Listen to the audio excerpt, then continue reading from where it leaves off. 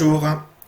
Avant de passer à la correction des exercices que tu as trouvés sur la vie scolaire, je voulais te donner quelques consignes générales sur des erreurs, des maladresses que j'ai trouvées sur vos copies.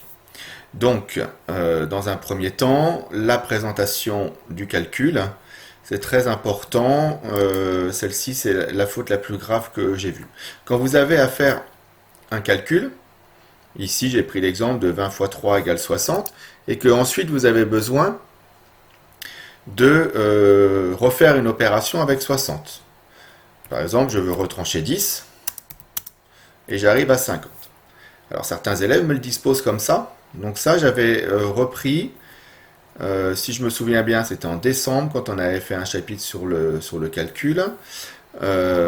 Certaines élèves me présentaient comme ça, j'avais essayé de leur prouver que c'était pas correct, puisque 20 fois 3 ça fait 60, et là on est en train d'écrire que 60 est égal à 50. Donc évidemment, disposer comme ça, c'est pas bon.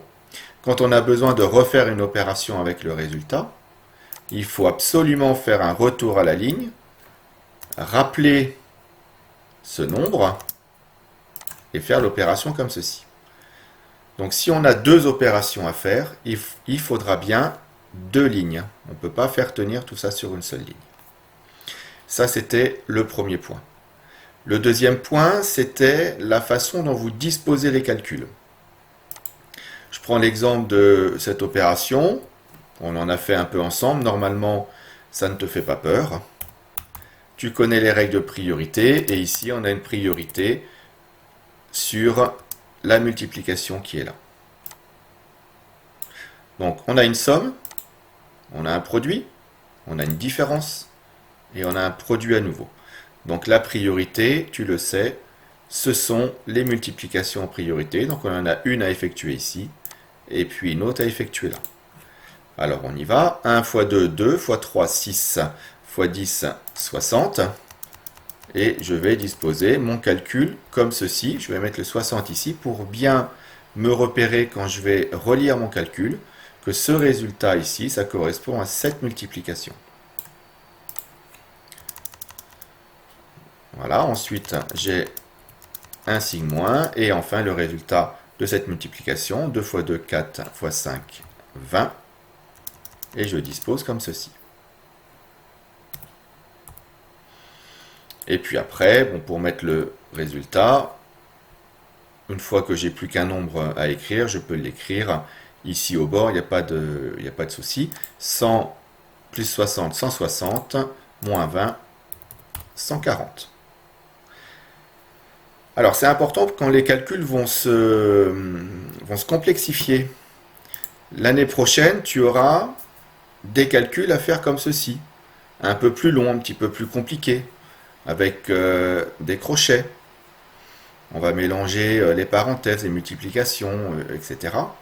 Là, la façon dont le calcul est disposé, c'est très clair. On voit bien que le 5 ici, c'est le résultat de la somme qui est entre parenthèses.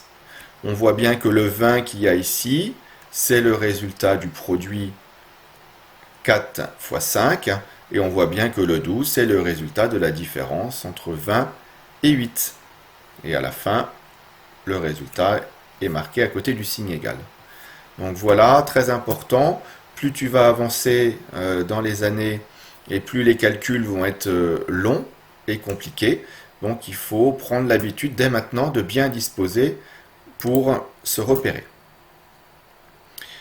Alors attention à respecter un ordre logique.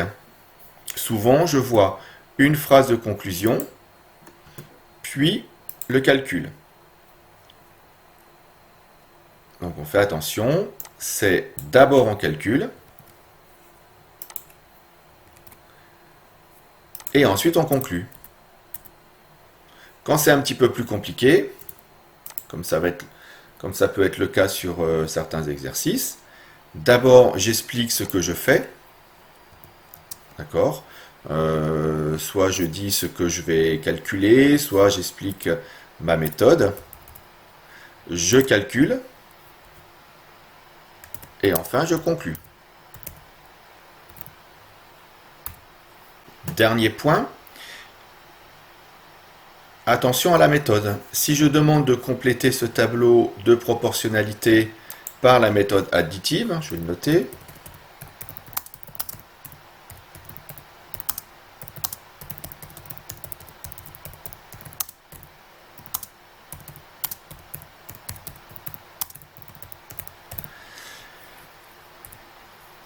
Eh bien, je ne peux pas utiliser une autre méthode puisque le texte m'impose une méthode. Alors, en tout cas, il y a quelque chose que tu n'as pas le droit de faire en sixième, c'est le produit en croix. Le produit en croix ne fait pas partie du programme, tu ne peux pas utiliser cette méthode.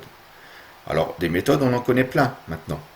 On est capable de trouver un coefficient de proportionnalité pour passer de la première ligne à la deuxième ligne. Je divise le nombre d'arrivées par le nombre de départ. Ici, je trouve 2.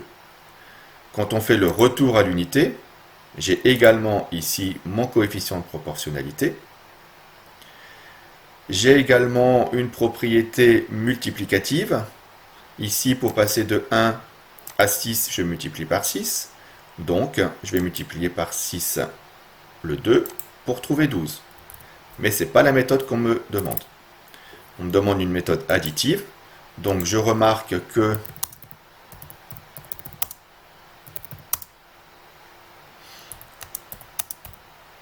5 plus 1 égale 6 ». La colonne numéro 1 plus la colonne numéro 2 égale la colonne numéro 3. Donc je fais pareil bien sûr avec le nombre qu'il y a ici. Et ici, je mets mon calcul pour bien faire voir que j'ai utilisé la méthode additive et mon résultat. Donc voilà pour cette vidéo. À suivre la correction des 5 exercices qu'il y avait sur la feuille partie 3.